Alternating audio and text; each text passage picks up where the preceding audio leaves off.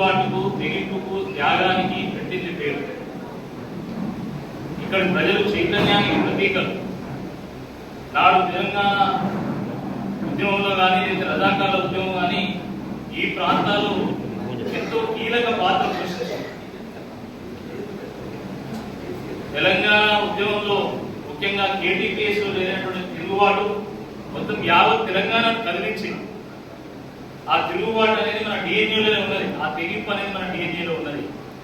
అటువంటి ఈ ప్రాంతము ఈ 27వ తేదీ ఒక చారిత్రాత్మకమైనటువంటి ఒక తీర్పు ఇవ్వాల్సినటువంటి అవసరం ఉంది. పట్టభద్రుల ఎన్నిక సాధారణ ఎన్నికతో పోలిస్తే చాలా భిన్నంగా ఉంటుంది. దీనికి ఎంతో ప్రత్యేకత ఉంటుంది, దీనికి ఎంతో ప్రాముఖ్యత కూడా ఉంటుంది. ఎందుకంటే ఈ ఎన్నికలో కేవలం విద్యావంతులు, మేధావులు మాత్రమే ఓట్లు వేస్తారు. వారు ఇచ్చేటువంటి తీర్పు సమాజానికి ఒక దిక్సూచిగా నిలుస్తుంది. మనం గత పరంపర చూసినట్టయితే పట్టభద్రుల నియోజకవర్గం నుండి శాసన మండలికి ఒక చుక్క రామయ్య గారిని, ఒక ప్రొఫెసర్ నాగేశ్వర్ గారిని, ఒక డాక్టర్ రాజేశ్వరరావు గారిని, ఒక ఎల్ఎస్ రాజు గారిని, రామచంద్రరావు గారిని, కపిలవాయి దిలీప్ కుమార్ గారిని, అదేవిధంగా గత 2 పర్యాయాలుగా మన ఎమ్మెల్సీగా ఉన్నటువంటి వల్ల రాజేశ్వర రెడ్డి గారిని గ్రాడ్యుయేట్స్ ఎన్నుకోవడం జరిగింది. అంటే పెద్దల సభ కాబట్టి పెద్దల సభకు మేధావులను పంపాలి తప్ప మోసగాలను పంపరు అని చెప్పి అదే పదే గ్రాడ్యుయేట్స్ తీర్పునిస్తూ వస్తా ఉన్నారు. నాకు పూర్తి విశ్వాసం ఉన్నది, తప్పకుండా మీ యొక్క ఆశీర్వాదంతో, మీ యొక్క ఆశీస్సులతోని తప్పకుండా ఈసారి కూడా ఆ పరంపర కొనసాగుతుందని చెప్పి ఈ సందర్భంగా గుర్తు చేస్తాము. 2 పర్యాయాల పాటు తెలంగాణ వచ్చిన తర్వాత కేసీఆర్ గారి ప్రభుత్వాన్ని చూసాం. గ్రామంలో శాశ్వత ప్రాతిపదికన ఒక విలేజ్ పార్క్ కానీ, ఒక నర్సరీ కానీ, ఒక డంపింగ్ యార్డ్ కానీ, ఒక శ్మశాన వాటిక కానీ, ట్రాక్టర్ కానీ, డబల్ రోడ్డు కానీ, ఆ రోడ్డుకి ఇరువైపులా నాటినటువంటి చెట్లు కానీ, ఈ రకంగా అనేకమైనటువంటి శాశ్వత ప్రాతిపదికన అనేకమైనటువంటి అభివృద్ధి కార్యక్రమాలు చేశారు. అనేక సంక్షేమ పథకాలు కూడా వాళ్ళు అమలు చేయడం జరిగింది. అది షాదీ ముబారక్ కానీ, కళ్యాణ లక్ష్మి కానీ, లేదా కంటి వెలుగు కానీ, కేసీఆర్ కిట్ కానీ, న్యూట్రిషన్ కిట్ కానీ, ఈ రకంగా అనేకమైనటువంటి కార్యక్రమాలు చేశారు. అయినా కూడా 2 పర్యాయాల పాటు టీఆర్ఎస్ అవకాశం ఇచ్చాం కాబట్టి ఒక్కసారి వేరే వాళ్ళకి అవకాశం ఇద్దామని చెప్పి ప్రజలు ఏరుకోరి కాంగ్రెస్ పార్టీకి ఓట్లేసి కాంగ్రెస్ ప్రభుత్వాన్ని తెచ్చుకున్నారు. ఆ సందర్భంగా కాంగ్రెస్ పార్టీ అనేక హామీలు ఇచ్చింది.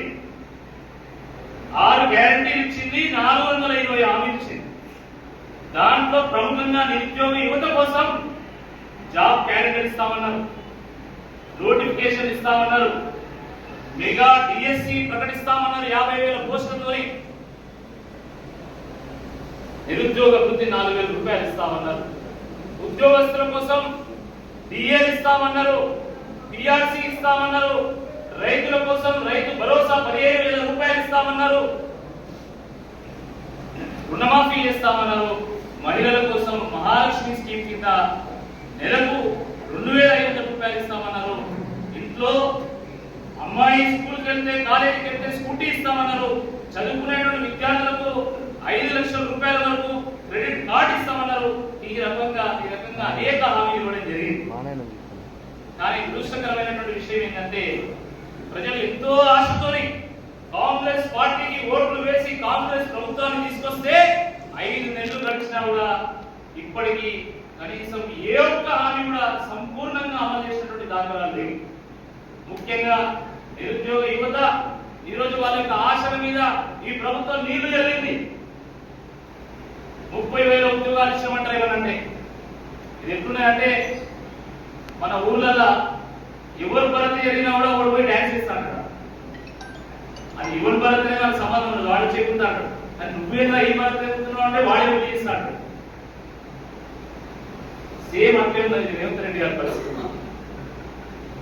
నోటిఫికేషన్ ఇచ్చింది కేసీఆర్ గారు, జాబ్ నోటిఫికేషన్ ఇచ్చింది కేసీఆర్ గారు, పరీక్ష నిర్వహించింది కేసీఆర్ గారు, ఫలితాలు వెల్లడించింది కేసీఆర్ గారు.